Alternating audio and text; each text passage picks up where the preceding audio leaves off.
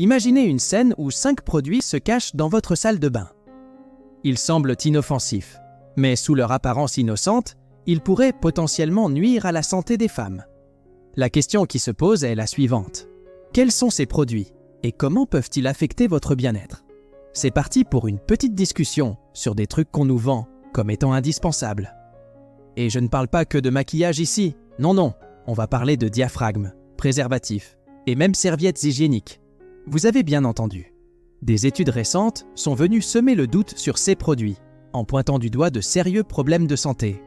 Alors accrochez-vous, parce qu'on parle de risque de cancer, d'inflammation à rallonge, de perte de cheveux incompréhensible, de fatigue chronique, de douleurs qui n'en finissent pas, d'allergies, de soucis de peau, et la cerise sur le gâteau, une possible augmentation du risque de tumeurs ovariennes, de tumeurs utérines et autres du genre. Numéro 1, mesdames et messieurs, les produits lissants pour cheveux. Mais attention, on ne rigole pas avec cela. Beaucoup d'entre eux jouent au jeu du cache-cache avec notre santé, en planquant du formol ou du formaldéhyde. Ces noms vous font frissonner? Ils ont de quoi? Ces substances sont carrément classées cancérigènes notoires. Et le pire, c'est que malgré leur interdiction dans de nombreux coins de la planète, ces produits traînent toujours dans les rayons.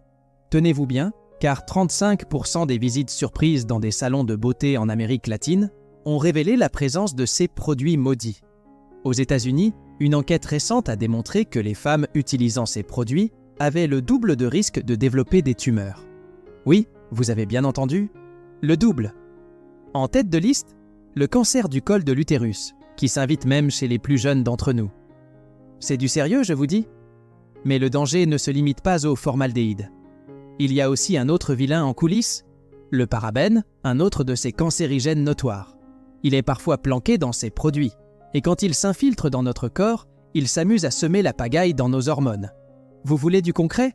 Augmentation du risque de cancer de l'utérus et du sein. Et comme si ça ne suffisait pas, le formaldéhyde et le parabène aiment aussi jouer aux chatouilles avec notre peau, provoquant irritation, démangeaisons, perte de cheveux et autres. Le hic, c'est que ces ingrédients diaboliques ne se cantonnent pas aux produits lissants pour cheveux. Ils peuvent se faufiler dans nos crèmes hydratantes, nos produits de rasage, voire même dans certaines marques de maquillage. Le conseil du jour, lisez bien les étiquettes et si possible, fuyez ces produits à jeter. On en arrive presque à se demander s'il existe une alternative naturelle pour dompter nos crinières. Je rêverais de vous en recommander une, mais à l'heure actuelle, je n'ai pas la solution miracle. En attendant, essayez de faire attention à ce que vous tartinez sur votre tête et votre corps. Et si par hasard, vous avez une astuce naturelle sous le coude, partagez-la dans les commentaires. Apprenons les uns des autres, car notre santé, c'est précieux. Deuxième round, le talc. Oui, croyez-le ou non, même moi j'ai été surprise par cette révélation. Les géants de l'industrie et leurs campagnes publicitaires nous ont bourré le crâne depuis des lustres en nous faisant croire que le talc, c'est la quintessence de l'hygiène et des soins personnels.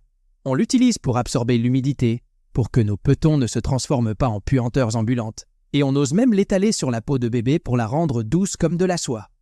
Maintenant, je vous mets au défi de trouver un pédiatre qui recommande encore ce truc pour les nourrissons. Vous n'en trouverez pas. Et la raison, mes amis, c'est que les industries et leurs pubs n'évoquent pas tout. Le talc peut être une cachette pour une créature très dangereuse, un peu comme un vampire, l'amiante. Vous savez, ce machin qui fait du cancer de la plèvre, une membrane sympa qui enveloppe nos poumons, mais aussi d'autres joyeusetés tumorales. À chaque fois qu'on se poudre avec ce truc, on inhale gentiment une petite bouffée de cette saleté. Croyez-le ou non, de nombreuses femmes en balancent sur leur visage. Et l'histoire ne s'arrête pas là. Il y en a qui utilisent ce truc pour éponger l'humidité des endroits les plus intimes. Eh bien, des études ont détecté des particules de ce joyeux talc dans les ovaires et le système lymphatique. Et devinez quoi?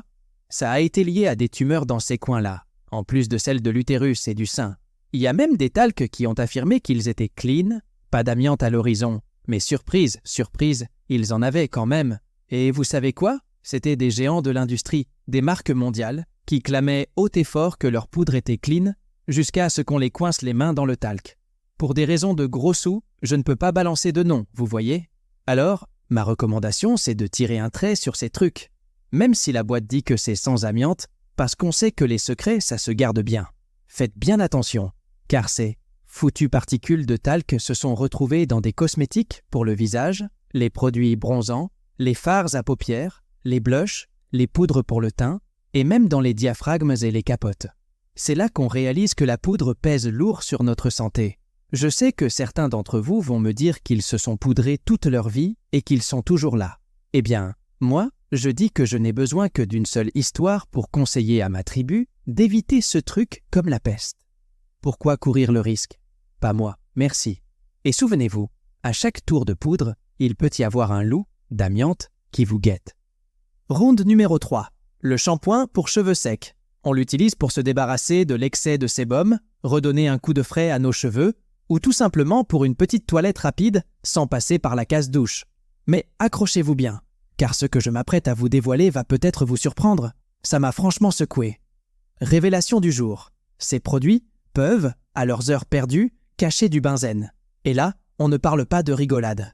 Le benzène, c'est la substance qui s'amuse à multiplier par 9 le risque de leucémie, sans compter les autres joyeusetés qu'il provoque dans le sang et la moelle osseuse. Oui, vous avez bien entendu. L'histoire ne s'arrête pas là. Beaucoup de marques ont pris la tangente et retiré ces produits de leurs étagères, mais il en reste toujours quelques têtus qui continuent à les vendre. Le hic, c'est que la plupart de ces produits ne passent même pas par la case vérification des agences de réglementation. C'est open bar, en somme. Les dernières études sont formelles. Nos shampoings pour cheveux secs contiennent carrément plus de benzène que la plupart des produits. En prime, comme ils se présentent souvent sous forme d'aérosols ou de lacs, on a tendance à les respirer gaiement. Résultat, on se met à collectionner les petits bobos dans la bouche, l'œsophage, le nez, et peut-être même ailleurs. Et pour couronner le tout, une utilisation fréquente peut entraîner l'accumulation de résidus sur le cuir chevelu. C'est le combo gagnant pour boucher les pores, faire chuter nos précieuses mèches, nous gratifier d'irritation et de démangeaisons, et pourquoi pas, augmenter notre ticket d'entrée pour le club des infections fongiques. Classe, n'est-ce pas? En bref, chers amis, méfiez-vous de ces produits capillaires louches. Les secrets qu'ils cachent dans leurs flacons ne sont pas du genre à faire la fête. À trop jouer avec notre santé, on risque de finir avec une coupe de soucis. Alors, lisez bien les étiquettes, et peut-être optez pour des alternatives plus saines. Et si vous avez des astuces pour prendre soin de vos cheveux de manière naturelle, partagez-les dans les commentaires. Dans cette quête de bien-être, chaque conseil compte. Round numéro 4. Les séchoirs à ongles. Ces petites lampes sont censées faire sécher vos ongles en gel pour les rendre plus costauds, plus brillants et franchement, plus beaux.